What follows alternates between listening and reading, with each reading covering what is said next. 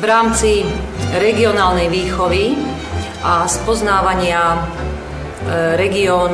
nášho regiónu, sme sa rozhodli s kolektívom učiteľov špeciálnej základnej školy usporiadať takú malú výstavku regionálnych zvykov a tradícií, ktoré boli na Horehroní a v dnešnej dobe už sú tak trošička zabudnuté. Pripravili sme si pre žiakov zhrnutie učiva, ktoré už vlastne preberali a chceli sme im urobiť ukážky, aby prakticky videli všetko to, čo teoreticky počuli a nevedeli si to predstaviť. Napríklad vytvorili sme hospodársky dvor na dedine s tým, že sme im vysvetlili, čo sa používalo v gazdovstve a pri rôznych prácach. Chceli sme im ukázať prácu každodenného života s tým, že sme vytvorili ukážku prania, plátna a šiat na potoku, polievanie plátna, tlačenie kapusty do suda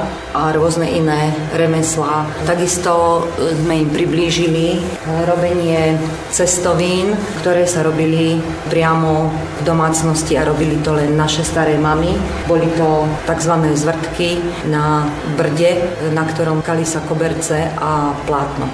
Pradenie ľanu a práca s kolvrátkom. Všetky predmety doniesli pani učiteľky zo svojich obcí, pretože máme kolektív učiteľov vlastne z celého Horehronia. Same to doniesli a pozháňali od svojich známych, od svojich starých mám, rodičov a prastarých mám. Na záver by som sa chcela poďakovať všetkým tým, ktorí sa podierali na tejto výstave a hlavne tým, ktorí boli ochotní nám poskytnúť tieto predmety, ktoré sme mohli tu vystaviť a mohli sme priblížiť zvyky a krásu Horehronia hlavne našim žiakom v špeciálnej škole.